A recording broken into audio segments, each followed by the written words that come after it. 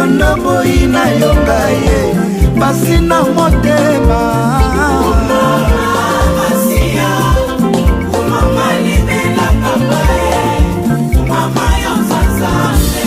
yozali mobali bisone mwasi na yo papa tokanga masolo na yo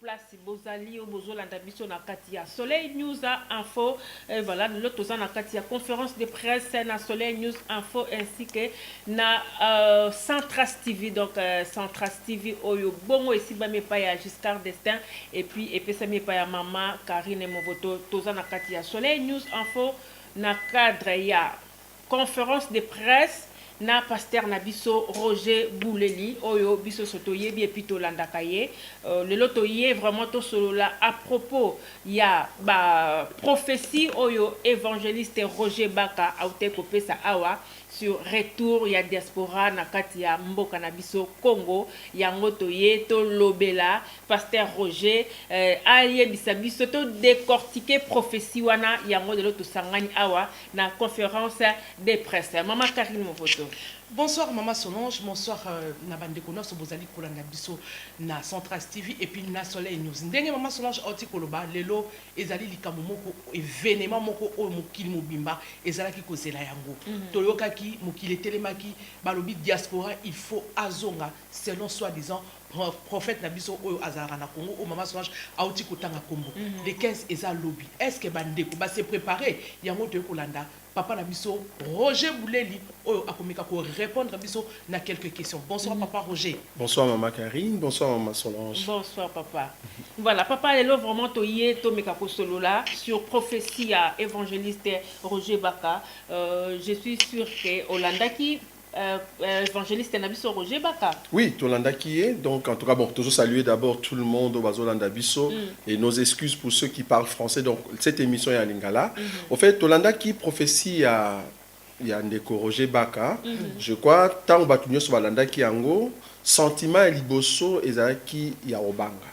Yarobanga, pourquoi? Parce que Batu Ebele, Bazongi na makanisi que toza na poto toboti bana ba misu basombandaku ba misu bazana ba investissement. Alors du coup apesi délai je crois ceux qui botali délai nango ezaki à l'espace de 2-3 mois seulement. Donc bato basala on dirait fort bazonga rapidement. Pourquoi? Parce que le 15 février au eza lundi, c'est-à-dire dans 2 jours mutunyo so oya ko zonga mboka te. Malheureusement il a dit le mot diaspora. Il y a le dit diaspora nyonso il faut ezonga. Oh qui dit diaspora ça dit Congolais au hasard à Libandara ya Congo, il faut azonga na Congo. Bon, là tu yoki prophétie wana biso toza ba total aka misu dans les écritures. Toye to vérifier na écriture, toye comment la kezaki juste était to annoncer ki batuke avant 2 jours. Il y a les 15 to robengisa média bato yo ba panzaka sango o ba yeba na mboka Belgique pe mokili mobimba ba ya batu na biso mitu na poto faire bango comprendre que prophétie wana eza juste été par rapport à la parole de Dieu. D'accord. Ok, ça c'est bien. En tout cas, avant ton fongola, maman Karine ton fongola, vraiment ma question na biso. Pasteur Roger, est-ce que tu peux expliquer biso quelle est la différence entre pasteur et prophète? Ah, ok. D'abord, un pasteur, bibliquement parlant, un pasteur, c'est quelqu'un qui est en train de paître. Azako kamba bampate. Alors azako kamba bampate et puis azana ngolu yako amener l'exhortation na kati ya mitema ya batu. C'est-à-dire azana facilité tant azako kamba bampate pe andi ma passe ya mpate wana. Donc yango moni beto benga bango baza ba ministre ya ndako. Parce que y a des contrôler un peu l'évolution et abandonner bazoko na ba pota ba koyi kozana ngo azo supporter yango tongo yango to ba pasteur il faut le solo et empathé. Mais cependant ils appellent ba ministre mso azana ministère pastoral té mais azana ngolu pastoral ngolu wana ezali sens que azana ministère mso mais akoki ko kamba pe une église. Alors un prophète azali mutu oyo amataka likolo azui makambo eza likolo ya nzambe aye nango na se. C'est que il faut attendre écriture, tanga omona écriture aza na facilité ya ko mema biso ti esika nzambe place alalaka. Parce que toyebi esika nzambe alalaka. Ba to nyoso te ba yebi yango. Kaka biso ne toyebi esika nzambe alalaka et puis chose grave to lalaka na embetu moko. Alors, il faut être capable ya komatati kuna otuna nzambe ndenge nini yoza ke longi kitoko boy. Soka yebi yo okiti nango eko sa tutala nzambe nenga za kitoko. Ça c'est un prophète. Donc aza muta mataka likolo akiti na ilo balanzambe na se. Alors tant totali prophète wana tobite atika komone longa nzambe te na mbeto. Donc il faut ça biso pour comprendre que nzamba za na longi ni na mbeto. Vraiment, en tout cas ça c'est bien. Donc première question Zali avant maman Karine Mobotozo yaye. Première question Zali expliquer biso très bien. Prophète wana ye azala mutika komona elongi ya nzambe te. Ye bisa biso nanu pasteur Roger. Et là, on a douter na prophétie wana oyo ye apesi pour commencer. Merci beaucoup. Question qui toque ma casse. En fait, et là, ko sala que to douter na ba prophétie nyonso. Ko bimana mokile ou ta Congo ou ta Brésil parce que c'est belé ba prophétie. Quand vous prophétie ezoya Bibli ye bisi biso n'ayez pas foi à tout esprit. Mais examinez pour voir si cela vient de Dieu. Or, comment examiner les Écritures? Et ça rendait au la Bible. Aux prophéties à Moututel, au fungoli na Bible, au tali so ibakokani. Parce que prophétie, azara frère ya Écriture. Si vous savez que tout le monde prophétie na yo, baza bande côté. Azo soit ni sa Paul, azo soit ni sa Pierre, azo soit ni sa prophète ya Bible. Donc on parle que yo zarande ennemi à ba Écriture. Yango to ye poto le baké prophétie ya ndeko wana eza ennemi ya makomi na sa soki Paul a sécu lelo Paul a regretté pour nani ni muto baké ko bote na Congo ou bien ke ko bima na Congo. Donc to ko la ça que prophétie wana eza libanda par rapport ya ba tout au baloma la carte ya Bible. D'accord, voilà ma Karine. Papa Roger, merci beaucoup. Nagina tout na moi motuna mokwa moké. Est-ce que Papa Roger yo vraiment au croya kana prophétie? Oui. Na ba prophétie. Oui. OK. Tozo kwa nango? OK, soki ozo croire na ba prophétie. Oyo alobi wana aza collègue na yo, aza pe mo sel na nzambe lokola yo.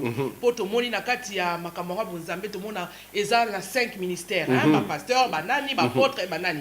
Mais sikoyo yo soki oza vraiment mo sel na nzambe o croire kana prophétie. Ndengo tikoloba. Mais pourquoi o croire accepter oyo prophète soi-disant collègue non prophète à l'obété? Je crois que tu peux répondre. Tozo croire na prophétie ou aza koto sa ba frère ya Bible. C'est-à-dire prophétie nyonso. Wabi aucune prophétie robima libanda Bible. Donc so to moni prophétie na déjà bimi libanda Bible parce que ka ko yat. Na isino pe na bi Nzambe apesinga prophétie que Yesu ndenga za kawana azarandundu. Wana nzambe mtalaki singa que Yesu te na robisa pe critique ko sekate mama na roya pe na écriture na bi Yesu azarandunda za penza na suki ya pembe bo croire ngeza prophétie so bo chete na fungo l'Apocalypse Jean zo mona Yesu na suki ya pembe moni ce qu'on gagne na zu écriture wana na ye na bi c'est Dieu qui m'a convaincu que Yesu azarandunda na la kisi bino alors que c'est faux osomona donc problème ezali zo écriture yaka na ye na Bible ta la prophétie so ke kokana ba écriture prophétie andeko d'ailleurs alobi tobite eza nango bien ko loba prophétie mais to zwango nanu to fungola makomi c'est ça bandimi ya bere ba lobi likambu oye nango ofungoli bibota so ezali ya solo so ezali banda to déclarer que ezali banda parce qu'il faut comprendre na enseignement na biso soki basali yo mabe libanda ya ville na bombe écriture wana soki basali yo mabe libanda ya ville et que mutu azali te soki ozongi na kata ville ba moni ki basala ki yo mabe ba ko condamner o te po ba lobi lem soganga ki loganga ki memuta sungi yo te mais so basali yo mabe na kati ya ville c'est-à-dire ba voisin bazalaki mais ba moni ko gangi te ba ko condamner yo o biso na kati ya ville na biso za rende ba écriture parce que tant yo ko sa biso na kombo ya grand frère moi to kanga mnoko ezate ya mo tozo ganga to lobi que profession est injuste to ya wana profession est lokuta ezalokuta. Deuxième chose Papa Roger ongalenga Papa Roger boulel onangena tuna yo Papa Roger mokili telemi kobanga ekoti na mitema bana na nzambe batu bazolo bato tikali na 2 jours nga na moni batu mama Solange kolela na moni batu azo bato ko sala ndenge nini na moni me bande ko biso mususu balobi non ndeko moko aleka kabi nga vraiment na komi ko confirmer na nga makambu papa wana prophète wana na Kishasa alobaki nga na kotaki na yoki na lobi ndenge nini boy ozomona frayeur ekoti na mitema bato kobanga or bozote ya biso foi na peur et marchaka ensemble été si ko zo mona te ke eloko wana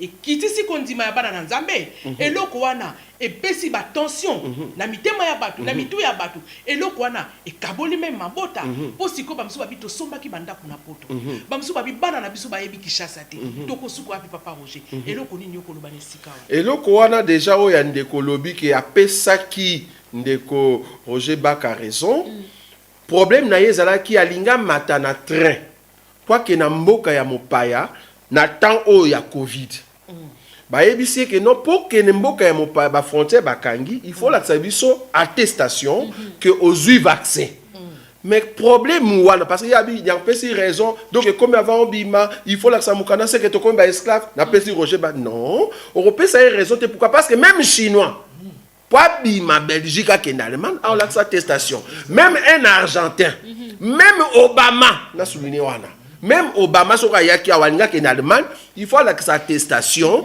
que azana vaccin donc loi wana yango te ko ichango que yango nezali loi on de Roger Baka lobaki que to ko ba esclave non biso to lobby que profession ezali juste pas tout là qui ça il faut to la ça que les ajustés qu'est-ce qui prouve qu'ils ajustés biso to yasko na écriture pour to la ça que loko ya lobby et simbité par rapport à enseignement donc eloko wana oui to la ça so besoin pour ça to peut ça aussi code ça c'est bien mais papa eko buka ça c'est OK eza OK pour biso to za bato to ngaka to mola na misu poto panza sango ça c'est bien soki to moli na miso te maman Solange diata to ko panza sango. OK. Au fait, Tozo le Baboué, prophétie Andeko a annoncé que à partir il les 15, peuple congolais nous saza libanda a okoma esclave. Or écriture on a akeko simbela, en place à simbela on attend et ça justeté. C'est-à-dire il y a chango les 15. Si quand on écriture, écriture est le biboé. Nazui écriture à partir il y a Apocalypse. Nazotanga une écriture à partir non Nazui 13 bon to kemba to umela to garder temps Apocalypse chapitre 13 Bible et le Bible Nazui écriture moko le verset premier attends oui c'est ça voilà le verset premier la Bible dit ceci voilà Apocalypse chapitre 13 et il s'était sur les sables de la mer, puis je vis monter de la mer, ça va? Écriture est banane. Puis je vis monter de la mer une bête qui avait 10 cornes et 7 têtes, et sur ses cornes 10 diadèmes, et sur ses têtes des noms de blasphème. La bête que je vis était semblable à un léopard, ses pieds étaient ainsi de suite. Mais n'a sauté, n'a eu écriture. Verset 4. Et ils adorèrent les dragons parce qu'il avait donné l'autorité à la bête. Ils adorèrent la bête en disant qui est semblable à la bête et qui peut combattre contre elle. Et il lui fit donner une bouche qui proférait des paroles arrogantes et des blasphèmes et il lui fit donner le pouvoir d'agir pendant 42 mois. Okay. Tant que la prophétie, place de quoi que chaque prophétie, que soit disant le 15 février, que Batunius va libanda va esclave, tout le pays non. Bien sûr, dans les Écritures, il y aura un temps où le bateau va libanda quelque part, difficulté qu'il y a et que le bateau va se retrouver en groupe. Tant qu'il y a quand et qu'il y a ce enlèvement et salami. Ce enlèvement et salami. Après enlèvement et l'oroni, parce que le problème il y a des causes, il y a une ligne prophétique. La ligne prophétique à mon côté. D'abord, il faut enlèvement et salam. Après enlèvement, Nzamba kotinda 2 prophètes. Parce côté na Israël. So ba batei na Israël ba makotindi ka ba maloba et que ne ko beta la nation. C'est-à-dire tout le monde qui est na batumo wa na pouvoir o soki bazo loba mokili e bani ko so ba problème ndenge Moïse a salaka na Égypte. Après, après 3 ans et demi, il faut tout le monde que la bête, c'est-à-dire l'antéchrist, Abimi, aille maintenant qu'on combattre 2 prophètes, puis en même temps, à combattre. Ça va? Donc, la période où on est esclave, il y a bête. Or, tant qu'on a pas et ça dans nous moulaye, ça le 15 février. C'est parce que problème. Donc, du coup, ce qu'il y a le 15 février, et ça déjà que tu es esclave, aza kolinga lobela biso ke monde toza boye enlèvement c'est salami. Donc yemo ko déjà tikali ndenge to sola bu na émission to tikali to ke na enlèvement te. Ça c'est un. Deuxièmement, des prophètes basi ba bimi na Israël ba tutu bazote ya ba église normal il faut to kanga parce que le banzambe roza sous soutenir so ba pasteur tout ba okosa parce que ba raté enlèvement. Ce sont des pécheurs. Donc, prophétie n'a place à Tcheli Yango et ça juste été. Donc, comprendre que à Minginde Abimi, c'est un peu la peur. Nakatamite Manawatupo Baba. Vraiment, ça c'est bien. Mais pasteur Roger, tout cela dit très bien de moi vous expliquer wana. Alors, à part prophétie Oyo, il y a les 15 février Oyo. La prophétie Oyo Nyonso Ndeko Aloba, on dit ma yango quand même. N'est-ce prophétie ni? Parce qu'elle a prophétisé Ebélé sur la RDC. Oui. A auto-prophétisé il n'y a pas longtemps, je crois dans le début de l'année 2020. Oui. A prophétisé à l'objet FCC, Oui. Cash, Lamuka. Oui. Donc, on a parti Eko Panzana. Tito Koma, le 31 décembre 2020. Oui. Donc, on a bitumbe ko bima. Bitumbe na loba yango na mois de janvier. Ce qui est tinga inde to vandi na bino boy, na ebisi bino. Parce que to loba yango Tamsou Karina Koyeba, na loba on a 2015. Na loba na 2015, Kabila na kete. Et ça n'a pas vidéo. Na loba na 2015 que Kabila kokende, Congo tokota na ba projet économique, ba rail tout ça, ba kolia bien mais président oya koya. L'enso a la président oya oya lokola étiquette. Na utilisé mot en étiquette. Tant le président pas mati. Président c'est étiquette. Ah, Roger parle bac. Est-ce que yango wana nde sali que nazali prophète limoro ya munene? Non. Il faut tout ça la différence entre une prophétie et une parole de connaissance. Et là c'est très important. Maman selon nzamba ko sala ngolu otaka ndenge Congo ezokendo nzamba peso parole de connaissance. Mais prophétie, c'est-à-dire nazana calendrier futur ya Congo. Ce qu'on a ça pour annoncer les oracles au Congo. Et en plus la prophétie est pour édifier. C'est vrai, tu peux dire la vérité. Mais but est à la rater pour total que au moins une profession n'a pas ça. Musicien tel la recouffa. On a prophétie. Nzam mais au petit prophétie l'homme c'est tel la Nazam mona na nzambe. Et c'est ngane nazam mona nzambe. Na ko ya mona bi nde nazabo na olota Michael nan so Michael Jackson a recouffa. Ça édifie en quoi? Il n'y a pas une édification. En fait, c'est une information. Parce que l'information, on a. Et puis, ça l'est mis. Mais ce qui y a une prophétie, alors, la formation va danser alors. Pour formation, ça va bêta. Parce qu'au PC, il y a politique. Au PC, par exemple, il y a maman Karine et Nissomo Bosalaka. Mais quand il y a le même ndeko évangéliste Roger Baka, après ça, il y a n'alimité. Nazo mona, mikolezoya. Et basala nzambe moko bako kufa ya minene na kati ya limete. Mais ya mobali na ya mwasi nzambe azolakisanga. To lala to lamuka mama olangi ya kufi papa olangi ya kufi. Siko olingo ndima prophétie na été ndenge nini papa. Ah na moni place ozali na comprendre. Na moni place ozali. Donc il y a une ça différence, il y a parole de connaissance na prophétie. Parce que la prophétie en soi bibliquement parlant et même avec édification. Oh yozo le bezali prophétie avant la croix. Nazo croire yo. Et ça avant la croix. Mais les peuple de Dieu. Peuple de Dieu. Imagine quand on a annoncé que président de la République a Okufa. Ça édifie à quoi? Ce n'est pas Koufi à solo. Mais aussi prophétie, nous avons oui, dans une prophétie quand on lobby, mais ça n'édifie pas. Nous avons une édification. Biso attend que c'est la prophétie qui édifie. Preuve. Tout ça qu'on a annoncé que dans la situation il y a Covid, il y a vaccin. En réalité, ça n'a pas 666. Édifie tout. Pourquoi? Parce que on dit comme la fin du monde. Et Nzambe battre en ban. Mais que non, ça 666 tu peux l'avoir. Donc aider yo, édifier. Donc de ça il y a pensé à quoi. Mais malheureusement, il y a un prophète. Parce que il y a un faux prophète na prophétie na yemoko. Annoncer que batuba zo vaccin c'est faux. La prophétie, abi batutu ba zo vaccin ba okufa. C'est faux aussi. Yo kosi parce que moi d'être au la boy. Ndeko azali na sima, azu vaccin yeux, aza vivant. Yeux, aza congolais, a français té. Azu vaccin, deuxième dose place azui. OK. Akufite. Bon, comment est-ce que yo ebisi biso que no soto zu vaccin to okufa. Et puis azo pesa le local lobité papa. Bon ozui le lobi okufa. Soki boyalo mutu sa okufa normalement. Moi que moi eza prophétie tozo tâtonner. Bêta prophétie est juste. Ozo ma passe tozali. Donc to lobi que prophétie azobeta c'est vrai mais ils allaient dans la loi. Or la prophétie obiso pour ça il y a édification du corps de Christ. Oh il y a édification té. bon. Ya au moins tant walinga simba kianga sangisango ba Congolais tout bozonga to ramasser ba to bité moni abeti libanda. Oh un prophète abeta ba prophétie ça juste. Parce que nzambe mtatindi. Mais so bani ko bima libanda to komo banga bo. Ngana lobi nzamba sunga parce que moi molima mwanda ntse meza mwa mingi na katande. Bon, espérons que nzamba osunga he. Papa Roger, oui. Wana on s'adressait peut-être à ndeko oyo aloba ki makambo ya prophétie. Mais Papa Roger bongo ba ndimi o ba kena ko bunga o ba leli o ba perdre foi na bango. Voilà. En tant que pasteur évangéliste docteur, hein? Et le nini yo ko loba na bango, parole nini o ko pesa bango pour le bel biso tout à l'heure awa sur la prophétie, la parole il y a la parole de connaissance. Mais na oyo e bimaki soi-disant Ezer Mabi. Mais siko yo en tant que berger mukambi ya lingomba na bato nyonso balanda ki papa wana o balelaki o bazu batension o loba na bango ni moi liloba Ba o nyonso baza na diaspora. Et que aux aliments en Nzambe parce que biso sur la mingi plus nanda. Donc to beta masola batalibanda te. To beta masola ba ya biso sur la famille. C'est-à-dire masola ndako na biso ezara masolo batu nyonso baza na sema sa papa. Ça va?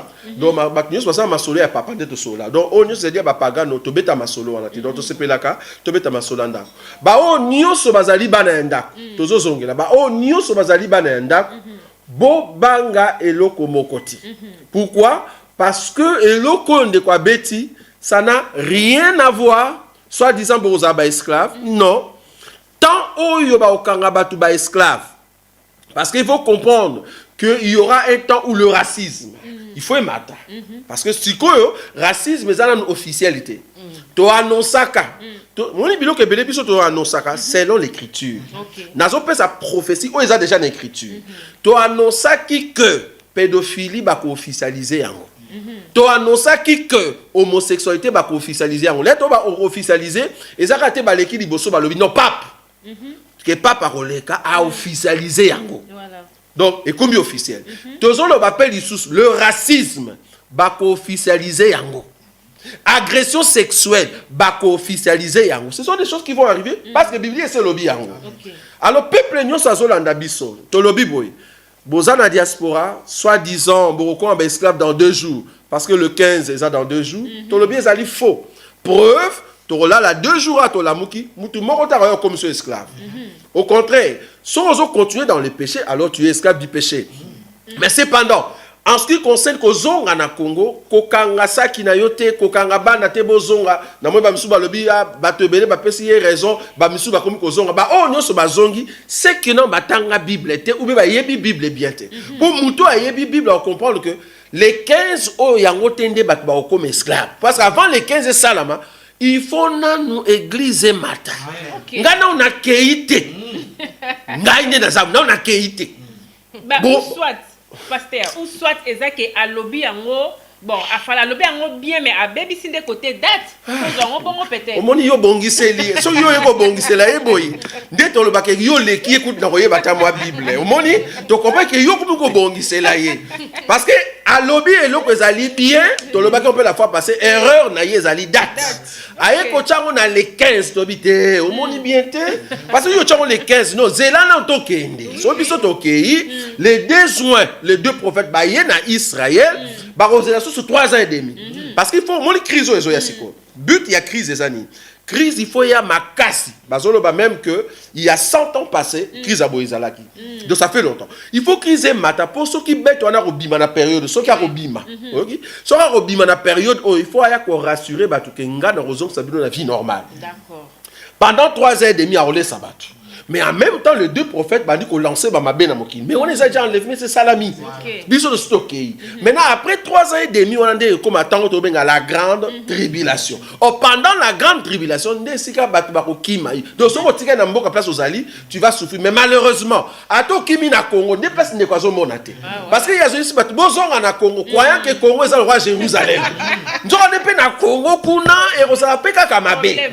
Nathan et Antéchrist, on a Congo, on a on s'appelle esclave. eza na Angola eza lobomba miwapi yango moni kaka bana na nzambe o baroboma bango nde bazala ressusciter po bakota lola osomona mais baondo so batikali bakokate voilà. Mais pasteur Roger n'a posé question mon vite fait sous mais eloko nazolinga na comprendre comment na ndeko tanga zo pesa prophétie na alati tenue moko boy tenue wana siko nazo comprendre tenue wana ko expliquer biso pona mona pe sous genre a tenue wana et pas ya pasteur na biso ou alesa azo sambela pona covid qui na Congo alata ba genre ya tenue ko expliquer biso genre a tenue wana signifie ou alesa koti na poto covid esili walesa kende ko sukola bilamba na ona kimia po poto ngazo ya kutomela ta poto omoni poto na salité ya Kinshasa fa ki o melango akoti na poto alobi ye moko ke tokangi covid mais til mususu aza na Paris baza tellement ebele mususu aza na Paris annonça ki on a mars ya année passée que avril covid ekosida ta biso yo tilelo mais tilo azo continuer côté aza pe na chaîne na munene azo continue tozo kanga moko yebisi biso bozela 3 jours butu et kozala partout na monde toye to esi bango okosi tozeli butu banda tozela butu tile le butu ya raté donc tozo ba ke wale c'est lokalati ba sac to moni ndeko na biso baka eza molimo mwanda ntemi omoni ki mwanda ntemi obino bozo saela na Congo tozoya tozoya poto la sabino ke bele kati na bino bozo sa ki prophétie atanga bokoko ozomona donc mwanda ntemi ko récupérer bino boko école ya bien po bo simba bible na ndenge ya mabe voilà eza ki bokoko eza dieu de noir voilà yango to beta yango tout droit eza église des noirs ndezo mema bino yango monde bandiko ke biloko kwa moni Simo Kimbangu OK mais mabiso ka Simo Kimbangu exemple wana Simo Kimbangu bande ko ndima ete kaka boy Simo bon biso te premier Simo Kimbangu moni basi ba Simo Kimbangu te po bazo ko kotisa trouble so lingoye ba Simo Kimbangu bien boto na message ni ya te yaki so ko yebi message na ye ndoko yeba so ko azali dans les bons ou pas mais o bango bazo te ya azui vase apandi na se abengisi bato lati sac yango alati RDC alobi ke RDC zali fils abibi ezali fils ya nzambe lokwa bo simi fils ya nzambe nzamba robeta mokili bongo angoleza na cousin ya nzambe mais parce que photo sepela quand même te tozaka ba fanatique ya mboka te tozaka fanatique ya mobali Jésus-Christ. Alors tant que vous avez commencé à fanatique à Congo, on dit Congo Zamboka Moko Jérusalem, to combat que ça qui bokoko qui mwandante. Voilà. Église des Noirs. Exactement chaud, maman Solange dit à Tato Monique. Peuple de Dieu, il faut pas yoka biso et puis il faut faire beaucoup d'attention à ma prophète, mais na ba prophétie mususu oyo édifiakate prophétie ndenge papa lobi que la prophétie édifie mais ceux qui prophétie eza ko édifier peuple de Dieu, eza ko édifier otende konanga en tout cas Luka au comprendre oye ba vraiment ko différencier la différence oye ba ko différencier prophétie na parole de connaissance. En tout cas, faut faire beaucoup d'attention pour ezo kende kocha batu na potopoto mingi Pasteur Roger Mokili ezolela maladie oyo corona depuis la pandémie oyo et côté biso ça fait au moins 1 an tout juste mokili ezolela mais bana nzambe baso tuna balobi ke yango oyo eza fin du monde oyo eza temps de la fin oyo eza tozoyeba te na ba vaccin o ndenge comme biso likamba vaccin to kolobela ngo siko après mais papa mnangina tuna mo eloko moko eza ba signe à faire ya ba signe ya temps de la fin ou comment po ezolobama déjà bongo signe ya temps de la fin et banda juste après la croix. Donc ça fait déjà 2000 ans. Okay. Signe à fin du temps. Parce que Bible et lobby, tangu bayaki komona ba disciple ba parler en langue. Ba lobby bato ba meli masanga. Tangu Pierre a telemi, a lobby to meli masanga te o ezali makambo eloba maki et pas ya prophète Joël que na tangu ya suka. Donc tangu ya suka banda après la croix. Donc ça fait déjà 2000 ans makamba suka banda. D'autant que Jésus revient bientôt. Bientôt, on est bandé après la croix. Ça fait 2000 ans déjà. D'autant que Jésus revient bientôt. Mais tout ça, on dit que bientôt. D'autant que Biloko et Zamakambasuka, en fait, il faut comprendre qu'entre la croix, Nazari na posa na pesa biloko te posa biloko ndako. Mais le retour ni question na pesa kaka. Entre la croix, natangu biso to komata, eza na 4 cavaliers. Batambo la kabanda croix timu ko l'enlèvement. Les 4 cavaliers ba pesa bango natanga. Na pesa natanga. OK, c'est là attendre. Les choses qui doivent arriver. OK, c'est là natanga. Zela Natanga. Ok. Voilà, totang écriture. Biso a tolingaka, Voilà. papa l'appui. Tolingaka te oye au lobby. Ok. Balanza bene perdement. Verset 7. Apocalypse chapitre 6, verset 7. Quand il ouvrit le 4e sceau, j'ai entendu la voix du 4e être vivant qui disait, viens. Je regardais et voici parut un cheval d'une couleur pâle. Celui qui le montait s'est nommé la mort. Et le séjour de mort l'accompagnait. Point. Yok écriture. Le pouvoir leur fut donné. En français, sur la Bible, leur fut donné, c'est-à-dire ça tout mon côté. Basé belé, donc 4 cavaliers. Le pouvoir leur fut donné sur le quart de la terre pour faire quoi? Périr les hommes par l'épée, par la famine, par la mortalité et par les bêtes sauvages de la terre. Nani apesi bango pouvoir, baboma batu nanzala, baboma batu na épée, nani apesi bango pouvoir. Tolobi ke banda la croatine enlèvement, nzamba pesi diable pouvoir. Voilà. Ok. Que soki yo zali mwana nzambe, to zali mwana nzambe te, liwa ekozwa yo. Mais problème ezali après liwa, nani akosekwa. Il y a un problème. Donc, vaccin ezali parmi les 4 cavaliers. Oyo nzamba pesi bango pouvoir, ba koti sa vaccin, mais but na bango zaini, bazo préparer après l'enlèvement, ndenge nini bête a ko gagner mokilito, abebsa mokili. C'est ça le but. Papa Roger, Maman Solange, dans mon motuna, toujours na lignée, il y a ma prophétie, il y a ma prophète, puis il y a ma prophétesse. Et ça, la prophétesse, moi, qu'on a l'andaki, où je respecte même, Nzamba talisi 7e saut, yé muta kufungola. Yé maman na. Ah, si ko 7e saut ana papa. Soki oki ko expliquer biso ko. Toye piqué 7e saut ana. Ma Karine makam yo yakana. Yo lukilanga ba problème. Maman Karine yo lukilanga ba problème. Tolandiango. Ah, elle a tolandiango. Donc 7e saut. Alors 7e saut. Moi na moi si. Maman prophétesse. Au fungolango. Maman Solange totala ke misola ngana yo. Maman prophétesse to analyser ke ngwa lobike. Yo au moins ni Saint-Esprit a touché au lobela likambu ya so. L'Apocalypse. Quand on a vu ça que déjà makambu ya so OK na koza la moto papa Roger likamba so o yo lobelinga ya lobike ezali na to mona ngo to ko balancer ngo même ezali. Alobi dans l'écriture pour te faire comprendre te faire comprendre le peuple de Dieu. En tout cas alobi 7e saut dans la clair 7e saut yemutu akofungola. Bon. Lelo toye ko gangela ba mama wanati. Parce que toloba que mama nyos soki a telemi liboso bato bandi ko teya limbisa biso ozara lesbienne. Oh, eza très dangereux. Aza lesbienne. Ah ngaza likolo te so mama nzana. Ozara lesbienne. Lesbienne nyoso okota lola te. Ndenge nini yo mwasi opesa semence na mwasi. Oza lesbienne. Ozo boluka so ba problème te na ba émission oyo. Na tangi écriture. Apocalypse chapitre 6. Natangi verset à liboso. Je regardais quand l'agneau ouvrit un de 7 seaux. Donc, banana 1, dina 7, donc l'agneau de Dieu qui ôte les péchés du monde est comme yo. Non, ça c'est grave. Aujourd'hui, il y a un problème. Maman Karine Tolobi, bon, Luka prophétesse Souana Senga, pardon. Et ça insulte aux finga église. N'est-ce pas yo pour la 7e saut. Soit de tout une question. 7e saut au fond maka. Parce que yo so botami. Bon, le col so botami, c'est qu'il faut y aller ma venir le la 7e saut. Bata il faut luka la biso bango. Abadi ko tcha moi émission de boche pembeni. Au moins mutu na bino à 100 jours. Aki okosa bio na je na ka 100 jours. Tu sais maman ton tchelo caméra. Parce que ça na mutu moko ta ko ko gêner 100 jours. Soki Moïse a koki angote. Jésus a koki angote. Mutu ko Élie a koki angote. Ba soki na ma 40. Yo comme ça a ko déclarer. Ba ko marate maman to ça na bango. Merci alors les jeunes été. Merci les jeunes été. Les jeunes été. Au moins ni pas ni comme jeune les ala ba façon belé. Mususu au monde a bandem sous banda 6 heures. Aux ala on a écriture, on peut s'habiller. Papa Roger. Maman Karine tu tout le monde là s'il te plaît. Papa Roger. OK, fais ça. Tous les angai na ma Solange. Merci. Les ala ba mususu ba jeunaka du matin à midi. Oza d'accord nanga.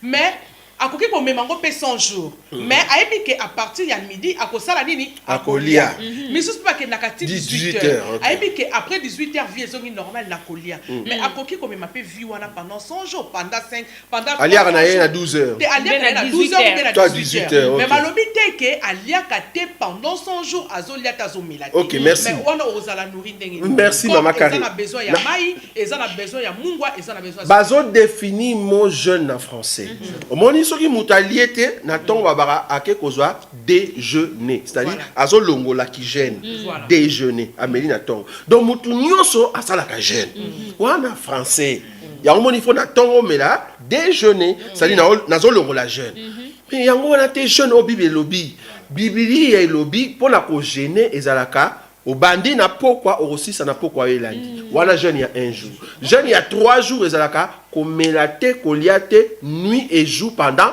3 jours jeune ya 7 jours nuit et jour pendant 7 jours à part wana à part ya 7 jours tout ça sur na jeune mususu te à moins que bato bapesa biso écriture ezalaka na jeune ya 40 jours ya 40 jours na mokili mabanda adam tinde to sola 4 personnes masala donc baliete banda pokwa ti tongo pendant 40 jours tozaka na Yesu Moïse na Élie à part les trois toza pe na explication pourquoi il faut zaka bango 3 pourquoi 40 jours pourquoi bango 3 nde basala siko yo ko sala 100 to comprendre que ozo définir jeune en français jeune wana 100 jours ngaso pe na signer yango bien nga ça 12 heures il y a 12 heures ko sala 400 jours na liaka nga après 12 heures mais oui ça jeune était après 12 heures na ko sala ya 400 jours na yepe na bi jeune prière ya 400 jours mais na kitaka na ba pomme na kitaka na ba mwandunda te wana ça jeune te biblia ya benga on te jeune non wana ezali ba benga ngo discipline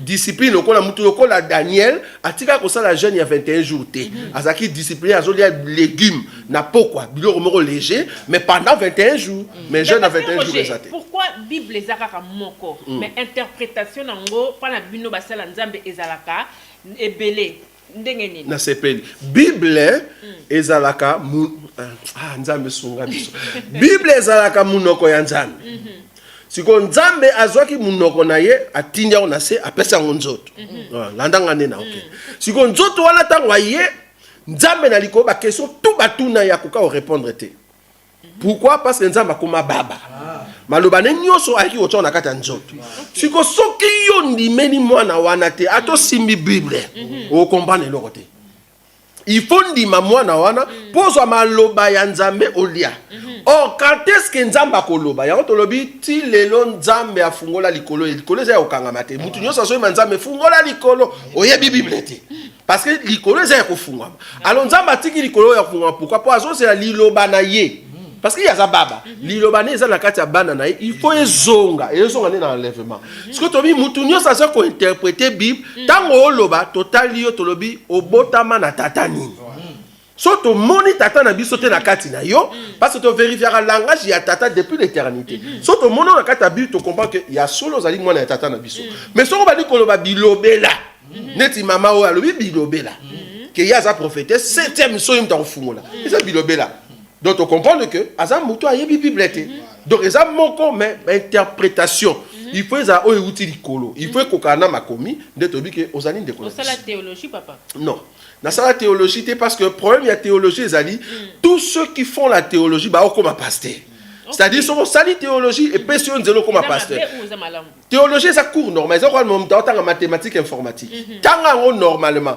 mais son ça na appel et ko sunga yo mais son ça on appelle te ok tanga pourquoi au comme pasteur passe au tanga théologie ya un niveau là ta ba col pastoral ba là ta ba toche to bi ba robe wana ba nganga na kata bible ba ba sala ngo ça qui avant la croix donc lelo mutu nyoso là ta col pastoral na ba toche pour ça li banda ba écriture malheureusement selon yo donc ba toche selon ngai tenga écriture oza bien écriture na Pierre bafuka misier balatisi école pastorale parce que jusque là on a kisingate verset la Bible ozobi la batoge na ba école pastorale ya on a lobike selon yo kasi moi na lobi exacté ya parce que na kata Bible toge o elobama ezalaka avant la croix mais après la croix tout ça sur la mamoroté parce que la seule personne o ya lata toge ezalaka ne souverain sacrificateur Aaron Yé. Et puis balobi elamba o ya lata so akufi Moi, non, là, t'as la mort. Donc, ça, c'est donc, ils sont en Italie. Donc, ils sont en Italie. Au sommet en Italie, donc on comprend que maman n'a bino en Italie. Parce que bino tout pour la tabatos, pour la tabatos, maman n'a bino. Donc, bino, ben oui, maman n'a en Italie, na Rome. Donc, vous avez na Rome. Donc, on comprend que maman a bino à Zakuna. Donc, du coup, biso en Christ et Jésus, tu l'as tabatos, tu l'as tabacroité, tu l'as Ndamali misayo ozote ya na chapeau na mutu. Oche chapeau ya basango na mutu ozote ya soi disant c'est l'onction. To lobi que Bible et lobi moi na mobali. O azo prophétiser a kocha ikotité na mutu.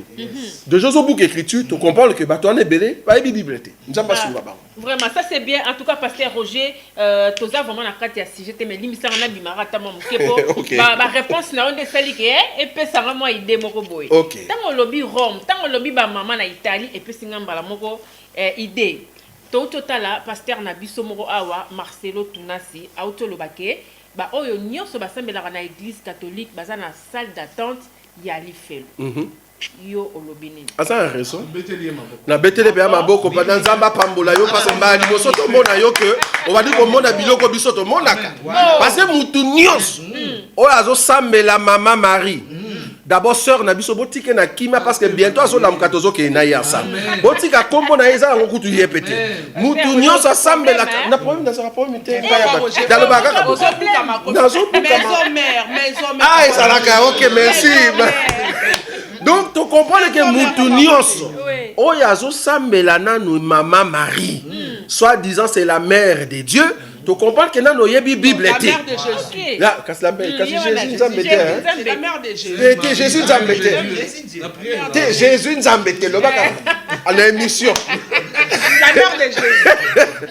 Jésus, ce qui osent jouer le rôle la mère, il y a osé fou comme et que en plus, tu comprends que au comprendre de Bible à Tam qui était. Donc, Église catholique pour le moment, mais nos excuses et pas prête pour tous après pour toi affronter Bino. Tozo comprend que ndenge bozo kambela batu kofu kamisa bango deva bikeko. Et puis chose grave, vous êtes des méchants. Ah bon? Méchants pourquoi? Parce que ba seigneur so yabino baza mindele. Nazo kwa angote. Noir ata moko taza mo sang. Des insultes. Et là quoi c'est déjà plus grave.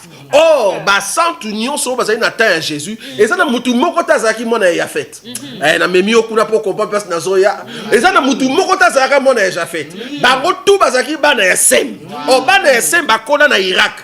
Yo so mona Irak pe na miso bleu le ko la suédois. O so mona ye.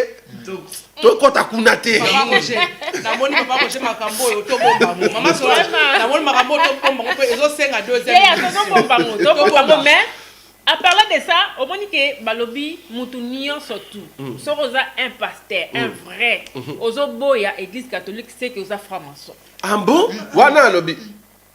Et le bas exactement. Et le bas il y a maki Moutuna plateau à lobi na boy. OK bon. Na comprendre les places à Zali. Voilà. À lobi soki au lobby Marcelo Aza nani dans le bon. Na raison place wana. Que yope Oza franc-maçon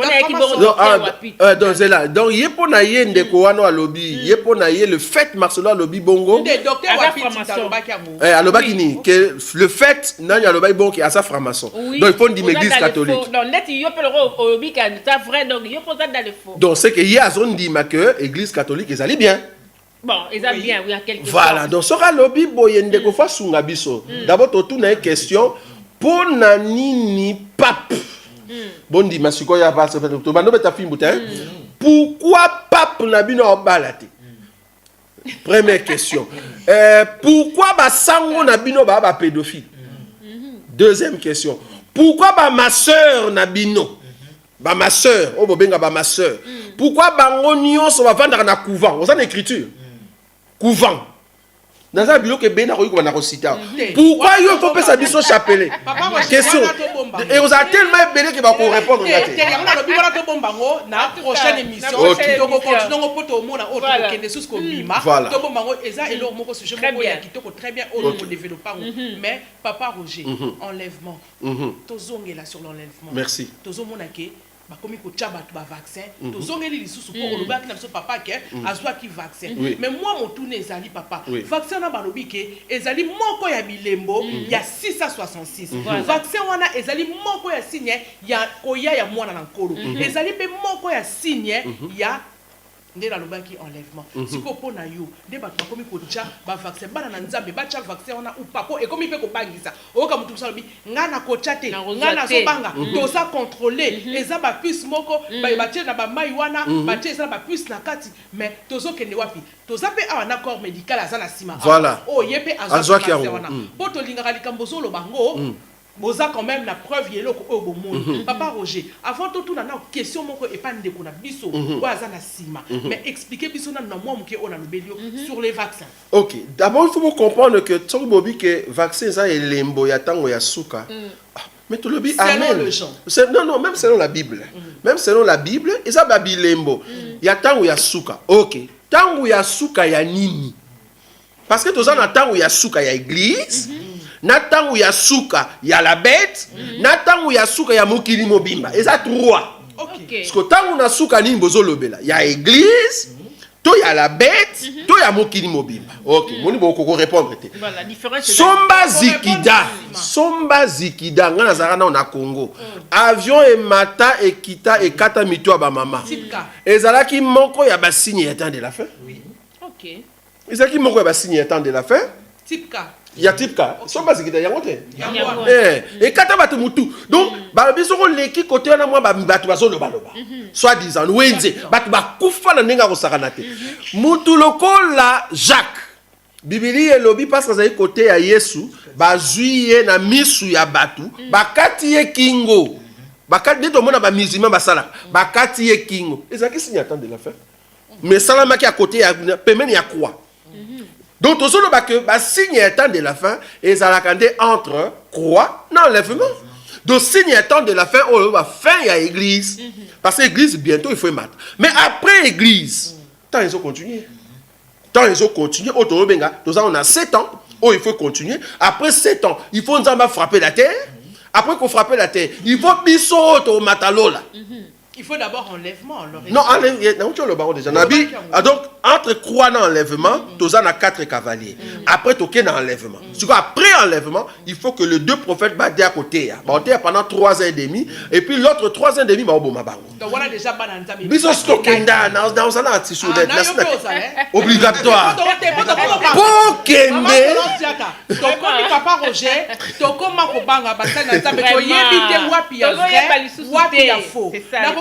Papa Roger azote ya Bible azopaso la Bible pénal ba pénal donc lokola ayebi Bible la kanango la mukaka nango mais soko yoki masolo eza dégâts soko moni makambu ba pasteur na ba apôtre bana yango moni na tuni Papa Roger yo pas okende obligé ba biso to okende o bozo s'attendre te ke bango ba kokende te ba passer la polémique que d'abord réseaux sociaux non d'abord pour na nini na kokende il faut tout na nanu moi so tuni boete et bi mabe na sûr on a il faut tout dans ce pourquoi na kokende na comportement na yo comportement auto salara oyo ezara yangate grand frère mtalakisanga makambo nazana grand frère moko terrible atala ba pharisien ba bi race de vipère donc atala nani omuto na Hérode abina boke yebisa renard wana za grand frère. Donc grand frère alakisa son enseignement il y a comment parler dans la cour royale. Oh, mutunjo ça c'est kata cour royale abanga ba tunyo ça mabelete Pilate ayenda sarana grand frère azo tunaye makambo bazo sala po ba lobi pona yo olobini ya lobi ke royaume nangeza ya mokiliote parce que ngana ki ko annoncer la vérité tunye vérité ça nini il grand frère avant d'akimia pour la vérité c'est un langage moko vraiment codé chose codé donc grand frère c'est Jésus merci donc il faut ça mutozo comprendre te pour biso so la raboy ça va donc grand frère a comprenant. Et puis les Ranga a koufa lobi tout pouvoir m'a été donné. Azu pouvoir on appelle ça biso. Donc allez na zaboye problème nangé zali pona kendelo la ezarali kambuya o nazala ki afana ya. OK. Mutu nyosa o kendelo la eza mutu avana déjà kuna nga avana ya na moki ndoko zo mona ngabo. Na utaka déjà lola. Amen. Ah bon? Na utaka oui na yebisa yote na utaka lola bien aimé. Biso to utaka lola ba parachute biso awa to yeko yekola parce que tozo songa poto ya na millénium to régner comme des rois. Amen. Bon wana po ye bango il faut zara mutanda kuna biso. Soko vana nanda kuna biso to ye bango te. Donc Israël a des Cana. Ah on songo na Cana. Merci. Merci on dit on comprend le terme na biso. Pour Israël a uta Cana ke na Égypte olingo linga te. Ah on songo na Cana. Do ba tutu ba uta lola, il faut ba songa kaka lola. Mais parce que aujourd'hui que na habité salinga bien za mbali boso. Merci. Nzamba za lokuba sali bien. Donc comme si Zambé ça c'est bien. Mais que na ozo loboyo, so to comme les jours J, to monya on te bi que to za déçu na habité. Ça déçu pourquoi que to comme si Zambé on comprend. Yo te na nyoso lobi awa to moni rien. Ah ouais enlèvement. Eh ça la kimia. N'enlèvement ça la kimia maman, ça la kimia. Tu n'as so la awa. Yeso alobi na ke un grand frère na ke Jérusalem na kokufa sima ya 3 jours na ose quoi. Ba d'ici bazo mon aura des blagues. Quand les biso do barabe. A kepe akufi 3e jour à sekui. Ça ndenge na biso langage na biso. Balakisa biso nengo donc tant on a so que nakomata ça la sûr. Parce que pour mes amis na komata te na force na komata la parole aux enkatina. Maman Karine a soulevé pour moi bien à l'obi que temps de la fin est-ce que vaccin aux temps de la fin tout ça au pesibiso par exemple misato. OK. Kota la peine na kata bible balba que ceux qui to komi na ba mikola suka na basala nzambe msuboko ye babango na misala na bango. Merci koyo alors tango oyo to comme ko ba na wana misala na bango oyo na part tous les 3 wana yo etangeli biso na auto comment vivre lelo pour ba sujet belé donc moi to côté zate donc auto zo vivre na ba pasteur na si maman Karine yebi pasteur na si mo pe mo muke ozo yeba donc maman ma belé ma collègue na yebi il faut comprendre que maman Karine a zané tout droit a bengi collègue na ngabo nzamba su mais selon Zata t'es ma collègue t'es ma consoeur voilà mais na ndenga nzambe attention ya abona to wana za kota pasteur baza ma collègue ça concerne nanga wala pe côté bible là ma passe ya donc on a la même on a des côtés voilà pour excuser biso toute l'ambiance ça se passe comme ça chez nous mais c'est tous les 3 points wana tant que tozo mona misala ozo bota malelo na ba pasteur avant d'akomo ba n'importe quoi misala tozo mona on nzamba lobaki wana siko toza na côté ni na point ni ya suka. D'abord il faut comprendre que but il y a les 4 cavaliers ezali bazo memaliwa en même temps bazo memana séduction ça va na temps wana oh na temps ya église but pe nzambe ezali que bana na ye parce que biso na évangile otoyebi nzamba sala Ève mais si on fungoli bible lukane nzamba sala Ève au mona ngote mais biso toyebi parce que nzambe ninga sala Ève il faut longola ba morceau moko na moko azoke sangsango quelque part. Là ça sangisaka biso toyi parce que biso fana na nzambe azaka papa na biso azaka balaba on a des frères j'ai na balaba te yazala na balaba biso za nda moko kozala nzambe balaba moko eza ndenge mote na boblala kana inda kumope na metu moko bosiko yo soko yebi ngo pourquoi ba msuba yeba ngo te papa Roger ozomona pete ko sopeta libala yango na lobaki yawa ke interprétation ya bible za siko alobi ba msuba yebi te kaka bango nde ba yebi bango siko banani bango banani yo siko batu oyo lobi wana bango yonde muto lobi yango ke lobi ke kaka bino nde boyebi batu musu babi yango biso batu wana kasi biso banani faut tout ngati voilà biso banani faut so tout que c'est bon à répondre batu o bayebi ndenge nzamba ronflaka kaka na banoko ouais ba kite nzamba ronflaka mutu nyoso ayebi ndenge nzamba ronflaka c'est qu'il faut la nembetu moko oh pour la nzambe mbetu moko c'est que il faut yeba ndoto ni ya loti na butu abosani yango na tongo atuni oyebise ndoto pe explication na soko koki ase kolala na nzambe mbetu moko ça c'est la profondeur. Voilà, ça c'est bien. En tout cas, tout ça nabiso malembe vers la fin. Il y a conférence de presse nabiso avec notre pasteur Roger Bouleli. Donc voilà, on a dit que place batino so baza na bandaku. Oyo bobandai ko luka bozwa explication, il y a prophétie il y a le 15 février. Alors notre pasteur a dit que c'est faux et archi faux. Donc ezanango makambo il y a lokuta. Et puis, tout s'est préparé. Balobi c'est que le col les a l'okutande, tout s'est laissé faire. Donc, tout s'est préparé. Na komona ya nzambe, na nzela ya nzambe. Alors, parce que, pasteur, Tuna. Ah, bah, qu'est-ce que yelo ebele na ngo sakanda tuna. Maman Solange bomba. Tuna. Karine, est-ce que pasteur peut n'enga zo ba que non, ça faux, to que l'été, est-ce que pasteur azo banga pe ko songa Congo te? Mon pasteur va so banga na bango à Solange. Ma pasteur va so banga bioma na bango peut-être yango na ko contredire peine de la biso ouais. Vraiment. On dit la bande peut explication maman. Ok, bon, là répondre. Donc, en fait, on va raison à Congoté. Je crois que na bateau, bah yebi balandarabiso na chaîne, bah yebi que de sto bon ça écoute fakito qui en avril. Mais c'est pendant Covid, et c'est que bah d'abord bah ça liste il y a banane bah on vaccin d'abord. Donc moutunyo sauter on vaccin maintenant. Donc en avril, on a droit à vaccin à moins que nous sommes vraiment malade. Donc bah nous so bah on a vaccin calmement, je crois corps médical dans Sima ils allaient juin juillet. Donc du coup, la période de oui qu'on soit vaccin mais si qu'on va passer corps médical, bah vieux donc bateau bah ça vraiment on a pour ça. Mais biso moutunyo so après donc et donc ils permettre pour en avril parce qu'avant matin en avion il faut l'accès à attestation. Donc du coup moyen on a vaccin en avril les mais cependant tozoya na mois de juillet pour le Congo il y a un bien-aimé que je n'aimerais pas citer parce que tout ça va chaîne mi balé awa tozoya est pas naïe il pas naïe tout ça la émission pour nous l'accès que toloba qui na mois de février que les 15 et que ça la mateta to comme na juillet ti lelo ba congolais bazongi te bazo continuer na poto bien ba ba so mandak ba continuer na bandako là-bas. Voilà. Voilà, ça c'est bien parce que moi, le Basuka, peut-être, na bateau, ne so baso landa biso, si qu'on a Centras TV et Soleil News Info. Bon, le Kamasuka, ezali que, bon, soit vaccin. Soit vaccin parce que vaccin, oyo, ezan a plus, il y a 666 T. Parce que plus, il y a 666, c'est quoi? Plus il y a 666, on a terme biblique, l'identité mondiale. À Genèse chapitre 11. Donc, but ezalaki bango tuba loba munoko moko ba la même pensée.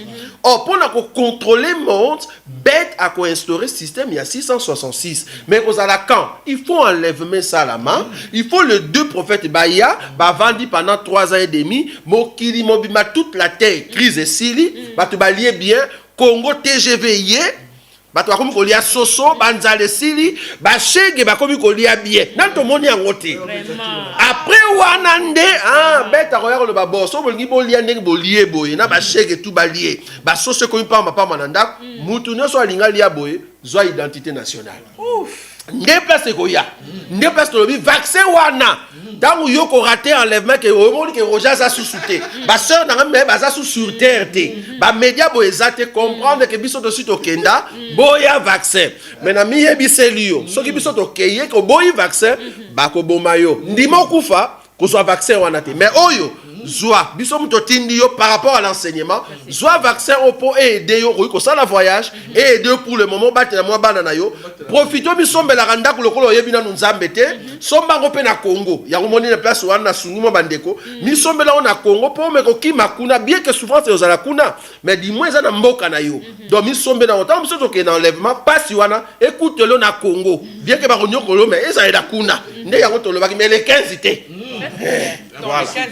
Non, et l'autre côté. Ça c'est bien. Alors, vous pouvez vraiment, voilà, assurance, il y a bien. Alors, Nzambe na biso azwa lokumu, papa moi mbote, voilà, potokom na suka. En tout cas, tu peux si mbote na bande konyoso, peut-être, je crois Karine l'aime sous organisation et le va pour on peut sa bande kopé, même meka pour intervenir. Tu peux si mbote na bande konyoso, nous sommes là, nous sommes en tout cas une église qui vérifie les Écritures.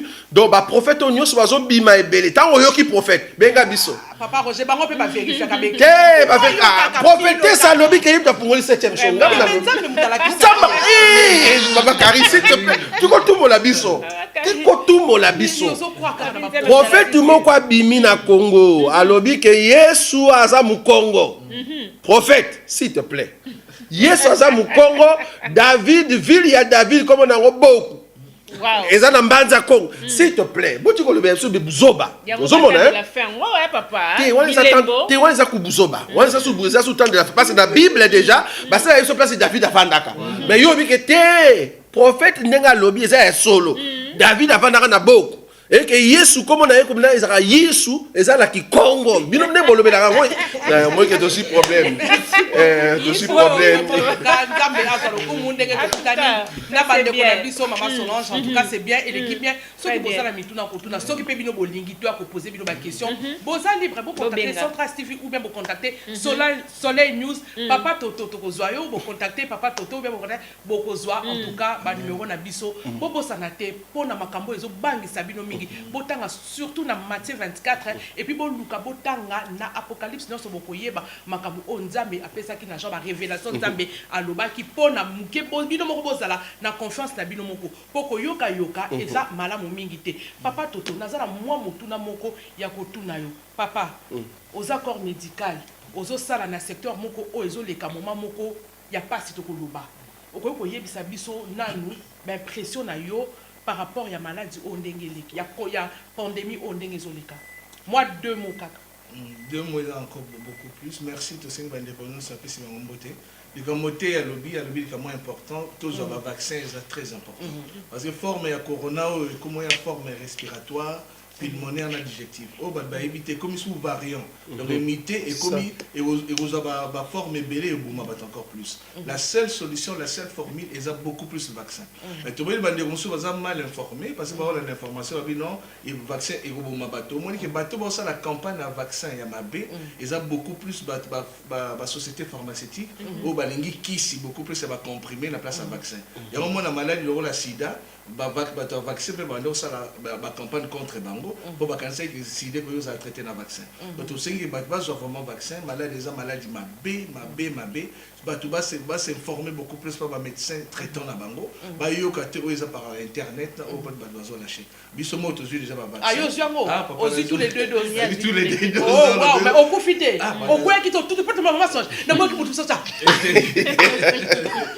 tout kaye moko bi mais musu so mona azaki mutubu en tout cas to so sekate na oloba makambo eza ya solo po internet ezo boma bat musu sa tout qui musu sa comme le quoi ngulu azaki boy pou to mona ka mutu abaluka mais c'est pas papa yo zwa o komi le quoi ngulu ou bien o tout ka ki pe tout nengeni non c'est faux parce que en Belgique déjà sur 1 million au lancé c'est 300 000 personnes au basu déjà vaccin ba cas minimum ça 5 ou 10 les années ni le beau qui gonflé température zaya romata qui a comme la situation et l'eau moisate et le beau se a gonflé grippe B battu au vaccin grippe et gonflé en langue mais le reste battu ils a fait ils ont quand même très bien Pfizer ils ont bien Moderna oui et ils ont très bien pourquoi parce que déjà il y a Pfizer ils ont Aden batika en Grèce mais c'est le deuxième vaccin ils ont virus ou écoufi ben jeté dans d'autres motos ils ont vraiment l'assurance tout ça mais ba belge balingia ba chinois pour ba chinois na aluminium na kati aluminium pesa bien biso peut toujours en Afrique na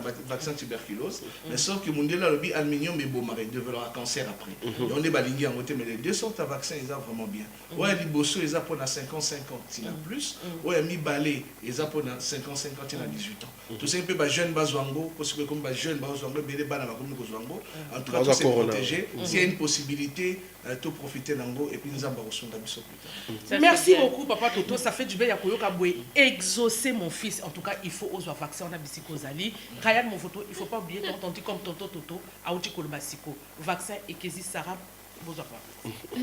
Maman voilà, merci beaucoup de vraiment ton commune na souka. Merci beaucoup pasteur Roger Boulé. Merci à vous. Merci na équipe na yo mobimana bande konanga papa Toto na papa Israël. Papa Israël donc bambo te belé papa ya frère nanga patou soda ya poto. Ah, patou soda mais éviter ça la esengo mo ta on a la frère nanga wana le lokoma patou soda kolo.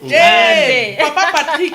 Alors on est sur la patou wana. Akoma papa Patrick. Ah, ça c'est bien tout cas nzamba bien et puis papa langa pas tout continuer nabi ko za déjà na bonne main alors nabi ke rokene vraiment les sous musika nzambe en tout cas au comme musika na souhaité yo bosa ni pété papa li yé pas là qui na sima caméra d'accord papa li pe voilà donc wana ngutoro lo baté donc maman Bouleli maman Nadine maman Nadine ya bibiso vraiment en tout cas un grand merci à maman Nadine un grand merci na just donc yo moroye bi Giscard d'Estaing donc voilà mon kondi à Central TV voilà merci à toi et à toi Exo petit mais costaud donc voilà merci à toi aussi Solange Diaka merci à toi aussi pour la émission oyo en tout Voilà. cas eleki très très bien bo benga bo contacter biso soko lingi mama Solange Diatta ou mama Karim Movoto bo contacter soki bo lingi ambiance so bolingi plateau pe kaka boye na pasteur Roger bolobi boye kaka aboya raté aboya raté oyo amoni ke aza d'accord te na makambo papa Roger Voilà. oza libre